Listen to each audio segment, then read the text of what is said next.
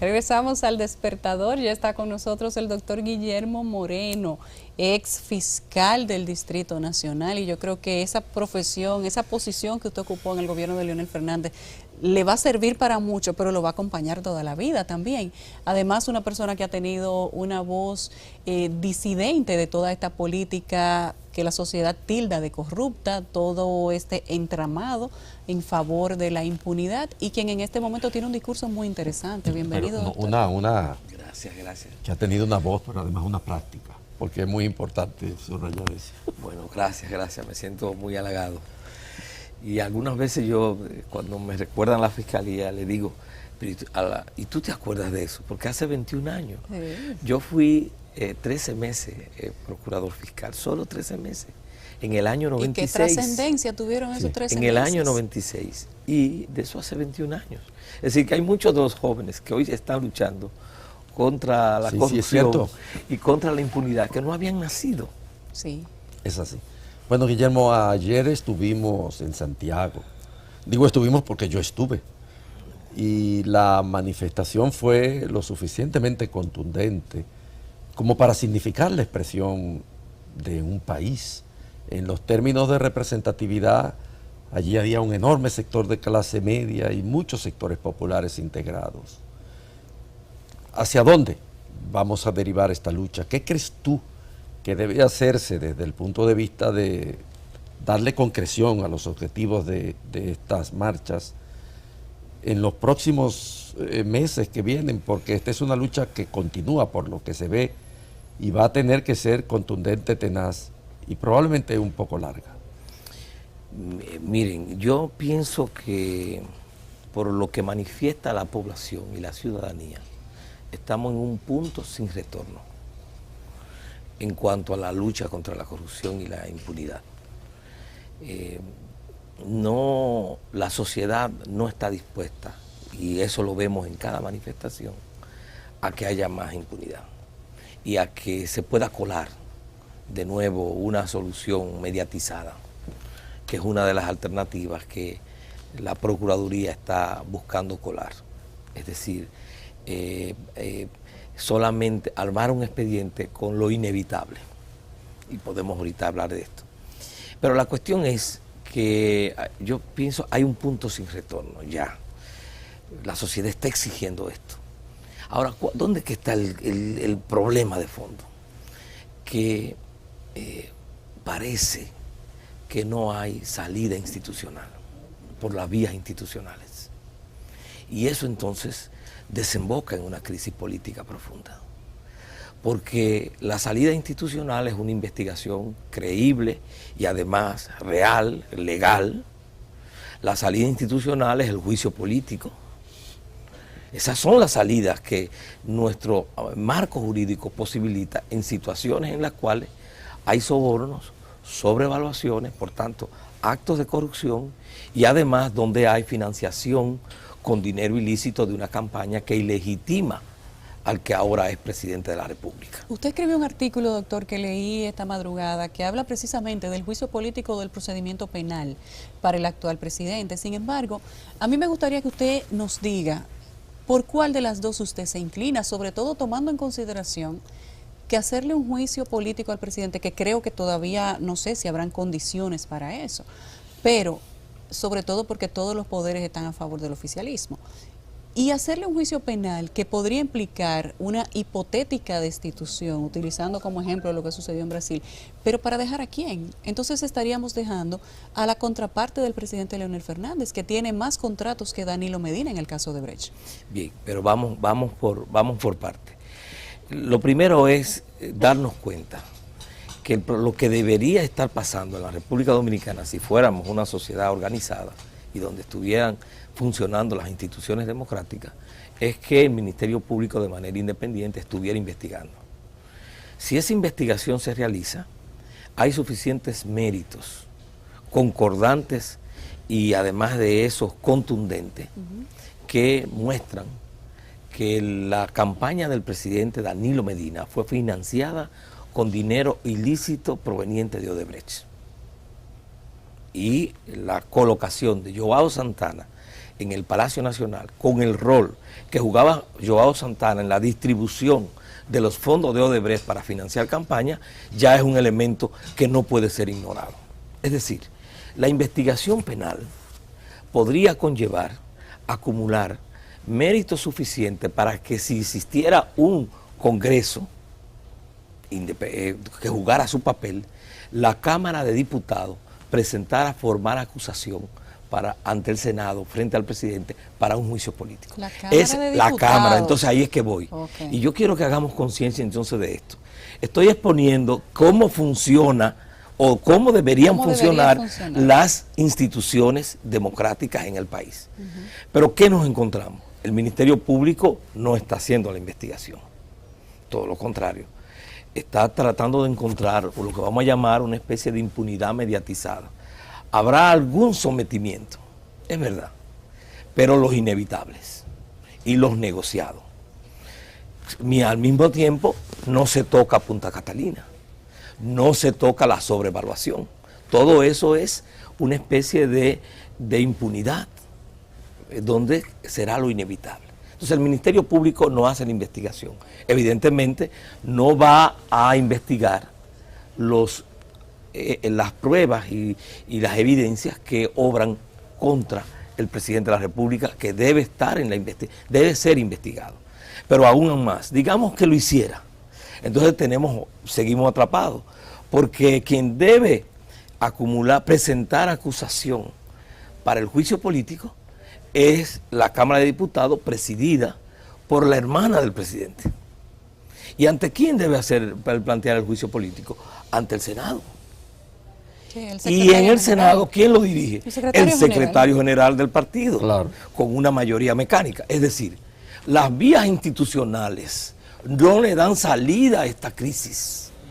Y eso a estos actos de soborno y corrupción. Y eso es lo que le da a esto una derivación de crisis política. Porque tenemos por un lado una sociedad que no está dispuesta a contentarse con medias tintas ni con impunidad. Y tenemos entonces que las vías para buscar una solución en el marco democrático están cerradas. Y entonces eso nos plantea que podemos entonces estar avanzando hacia una crisis que se va a profundizar en ingobernabilidad. O sea que falta más. Sí, pero claro, apenas estamos empezando. Y entonces, fíjense que no está lejos el momento en que ante todas las puertas institucionales cerradas, entonces las calles comiencen a gritar la renuncia del presidente. ¿Y lo que ¿Por qué? Porque las otras puertas están cerradas. Lo que todos quisiéramos, y perdóname Andrés, es que la solución fuera por vía institucional. Claro. Todos ganamos. Gana la democracia, gana el país, ganamos todos. Fíjate que en Perú no hay que movilizarse, porque las vías institucionales están funcionando. Sí. Independiente. Entonces están funcionando. Ni en Colombia. Ni en Colombia. Es decir, uno no se alegra. No, ni en Panamá. Porque cuando las ve, todo lo contrario, a uno le preocupa porque pone de manifestación la orfandad democrática y de las instituciones democráticas dominicanas. En países como Venezuela, donde hay una democracia tan débil, también se le está dando otro tipo de tratamiento a este caso. Pero yo pienso que es cierto, aquí no hay en lo que respecta a las vías institucionales posibilidad de resolver satisfactoriamente. Porque una sentencia, un acuerdo, ellos lo van a hacer. Lo hacen, pero lo que no se están dando cuenta, y eso es parte de lo que tenemos que hacer conciencia, que no es cualquier solución. Nosotros esta vez tenemos que apostar por la no impunidad, no a medias, sino la no impunidad. Nosotros apostamos en primer lugar porque la investigación penal toque a todos los sobornados, no que una parte, no al sobornado solo que aparezca en los papeles de Brasil, que es lo que quieren hacer. Bueno, ese será el sobornado inevitable porque aparece en un papel de Brasil, pero ese sobornado, por encima de él había otros, y a los lados de él habían otros, y posiblemente muchos de los legisladores sobornados no aparezcan sus nombres Aparecerá entonces, digamos, en los papeles de Brasil. Si el Ministerio Público estuviera haciendo su investigación, entonces sí pueden aparecer toda la trama mafiosa que se dio alrededor del soborno, primero. Segundo, nosotros queremos que aparezca la sobrevaluación, que nos devuelvan el dinero, que ese dinero es del pueblo dominicano. Cada obra de Odebrecht sobrevaluada es de los impuestos, es del patrimonio de los ciudadanos que sale. Entonces hay que incluir la sobrevaluación de cada una de esas obras. Pero nosotros queremos además que se investigue penalmente a los ejecutivos de Odebrecht. Claro. Porque ellos son coautores. Porque el soborno tiene esa particularidad de que es una infracción con obligada coautoría. Doctor. Distinto, digamos, a un homicidio donde hay un victimario y una víctima. Aquí hay coautores y la víctima es la sociedad. Pero ese es el primer punto, o uno de los puntos del acuerdo, no perseguir penalmente los representantes bueno, entonces, de Odebrecht. sí, porque aquí se da una situación distinta a lo que ha pasado en otros países. Y es bueno que observemos lo de Ecuador. Normalmente, cuando el Ministerio Público investiga y reúne los medios de prueba, y se reúne, entonces, digamos, en este caso, con el sobornante, que fue Odebrecht, con todos los medios de prueba reunidos, normalmente es el sobornante el interesado en el acuerdo. Aquí es al revés. Aquí luce que es el Ministerio Público el que está buscando el acuerdo sí, con Odebrecht. Sí, no, y quien lo ha defendido. Y entonces resulta que no, que un Ministerio Público serio, responsable, que investigue, que acumula medios de prueba, crea una situación de fortaleza en su favor, que entonces es al delincuente al que le interesa decir, mira, yo te voy a dar más información, voy a hacer una colaboración efectiva con tal de que tú no pida el máximo de la pena, excluya esta infracción. Doctor, quería preguntarle sobre las marchas, sobre todo porque alguna gente cuestiona el papel de los políticos en el seno de una marcha que ha tenido como génesis la espontaneidad. De alguna manera mezclado todo, manso y es cimarrón. la indignación de la gente lo que ha concretado la fortaleza de estas marchas. Y alguna gente cuestiona la participación de políticos de diversas denominaciones y orígenes, etcétera. ¿Qué opina usted sobre Lo primero es que yo estaba. Por eso no, lo digo porque he estado en las dos. Por eso estoy tan ronco. Mire, yo creo que lo interesante de esto es, primero, que el movimiento verde es un movimiento ciudadano. Y yo creo que esa es su fortaleza. Ahora, pienso que ese movimiento ciudadano ha ido creando unas condiciones en las cuales resulta que se está dando un fenómeno distinto a lo que es la política tradicional dominicana. Lo normal en este país es, o ha sido, que los políticos sean corruptos. Eso es verdad, sobre todo los que han gobernado. Y lo que está pasando, fruto del empuje del movimiento verde, es que los políticos, o una parte de los políticos, están asumiendo como parte de su agenda política la lucha contra la corrupción. Y eso es bueno, como fue bueno con el 4%. Es decir, llega un momento en que es inevitable que un sector, sobre todo político, se tenga que identificar con esa demanda, porque la propia sociedad la impone. Entonces, no miremos eso mal, no miremos mal que los políticos puedan participar o que participen, porque es que resulta, nosotros hablamos de la ciudadanía, pero hay una ciudadanía que es de personas que son completamente independientes, pero hay ciudadanos que tienen compromisos con ONG, que tienen compromisos con organizaciones sociales y ciudadanos que tienen compromisos con partidos políticos. Entonces, no idealicemos demasiado al ciudadano que es totalmente independiente, porque el ciudadano también que asume compromisos normalmente es un ciudadano que precisamente es un activo de la sociedad. Una sociedad necesita de hombres y mujeres que asuman compromisos, incluyendo el compromiso político. Ahora, ¿qué es lo que no es este movimiento? Lo que este movimiento no es un partido, ni tampoco es una lucha partidarizada, no le pertenece a nadie en particular, nos pertenece a todos y esa es su grandeza. Y esa diversidad debe ser la grandeza de este movimiento que tenemos que impulsar. Es necesario además que en este movimiento se dé una confluencia consciente entre sectores sociales, sectores ciudadanos y sectores políticos. Y que podamos entonces entre todos articular las demandas que nos unifican, cada uno desde su esfera. Porque finalmente este movimiento, si bien es cierto, no es partidarista, es un movimiento político. Claro. La lucha contra la corrupción y la lucha contra la impunidad es una lucha política, sí. No es una lucha deportiva. Es una lucha, ni es una lucha técnico-jurídico. Ni de ciencias. Es una lucha política. Y la salida, y es lo más importante, la salida, y es la primera parte que hablamos, la salida de esta crisis política. Si aquí hubiesen las instituciones fortalecidas y funcionaran, entonces fuera una salida institucional. Doctor, dos cosas. Ayer vimos como los ciudadanos de Santiago portaban pancartas con fotos, con imágenes de empresarios de Santiago que ellos vinculan al caso de Odebrecht, pero que la justicia nunca los ha mencionado y nunca los ha citado, ellos como otros que tampoco han sido citados.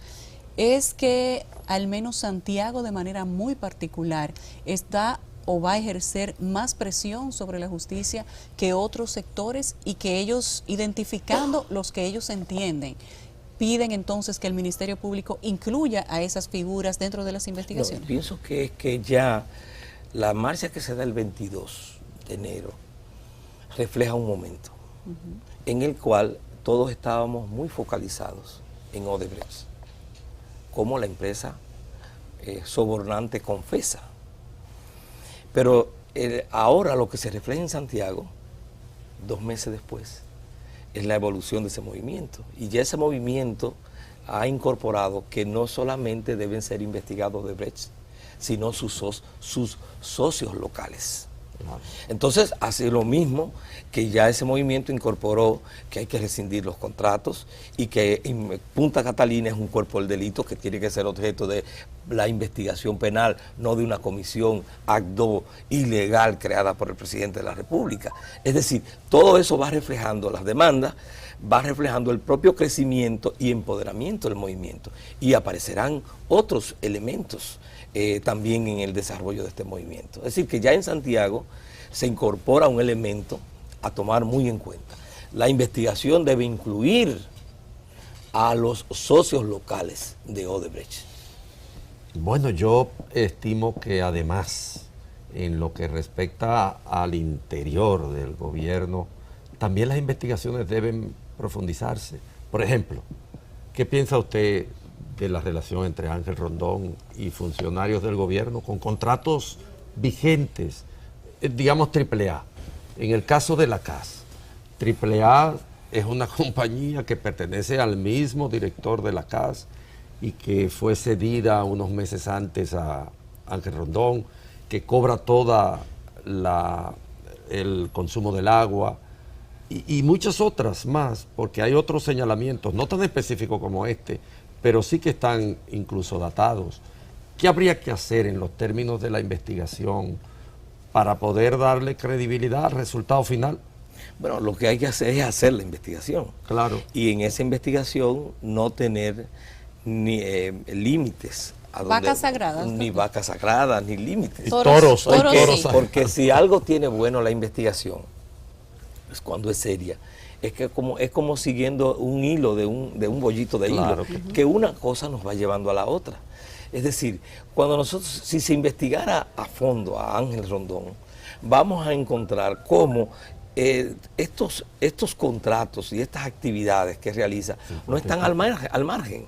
Es decir, cómo todo finalmente se interconecta y cómo es toda una trama mafiosa que se ha montado del Estado. Yo, por ejemplo, he planteado, después de las declaraciones de Felucho, hay que investigar a todos los miembros del comité político. ¿Por qué? Porque en ese escenario uno de sus miembros, que es un escenario secreto, ultra secreto, de actas ultra secretas, pero en ese escenario ya sabemos que el tema Odebrecht fue tema de discusión y de decisión, y además que cuando se discutió en torno a que las obras estaban sobrevaluadas y habría soborno. Entonces, eso debió inmediatamente disparar las antenitas. No la del Chapulín, sino las antenitas del Ministerio Público para llamar a todos los miembros del comité político y abrir investigación, porque ahí hay una complicidad en unos casos de acción, pero en otros de omisión. Bueno, a juzgar por Felucho, la complicidad es confesa. Falta que llamen a Felucho, entonces. Y plural, y deben ser a todos. O sea, bueno, es decir, que usted tiene que aportar en cada una de estas cosas. Pero no hacer como uno luce que hace el procurador, que va y se sienta y entonces le pregunta, ¿qué usted tiene que decir? En realidad, eso no es una investigación. Uno de los últimos momentos de una investigación es el interrogatorio del imputado. Porque comenzó por el final. Claro, porque la investigación debe comenzar por la acumulación de información, de datos vinculantes, para entonces llegar al imputado. Porque cuando comenzamos por el imputado y le preguntamos, ¿usted participó en el soborno? ¿Qué va a decir el imputado? No. Yo no participé. Y entonces usted transcribe eso. Ahora, cuando usted le dice, pero mire, yo tengo aquí la prueba de que de este incremento de su patrimonio, o tengo aquí la prueba de que esa obra fue sobrevaluada. Entonces, eso es lo que puede permitir que un interrogatorio como medio, en este caso de acumulación de los medios de prueba, pueda entonces arrojar, y no un simple ritual. Esto parece un ritual, que yo digo que parece que hacen buenos chistes dentro, porque salen sonriendo. Salen felices. Todos salen felices. O la comida si la investigación también fuera seria, salieran muchos de esos esposados para Najayo. Esposados para Najayo. Doctor, siempre es corto el tiempo para conversar con usted, pero gracias por haber estado con nosotros. No, gracias hoy. A ustedes. Tenemos que volver a invitarlo. A ustedes, gracias por acompañarnos. Andrés y yo nos despedimos por el día de hoy, pero regresamos mañana temprano. Vamos a ver si continuamos sacándole algo más al doctor Guillermo Moreno aquí en la pausa. Vamos a una pausa y regresamos con la segunda hora del Despertador.